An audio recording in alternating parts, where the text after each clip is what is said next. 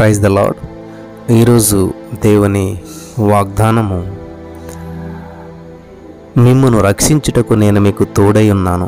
ఇర్మియా గ్రంథం 42వ అధ్యాయం 11వ వచనం.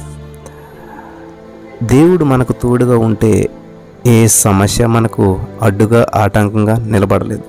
ప్రతి సమస్యను మనం జయించగలుగుతాం. ఎందుకంటే దేవుడు మన పక్షాన ఉండగా మనకు విరోధి ఎవడు, మనకు వ్యతిరేకంగా ఎవడు నిలబడగలుగుతాడు, మనకు వ్యతిరేకంగా ఎవడు పని చేయగలుగుతాడు. కాబట్టి దేవుడు మనకు తోడుగా ఉన్నాడు. హల్లెలూయా చెప్తున్నాడు. దేవుడు ఎందుకు తోడుకుంటాడు?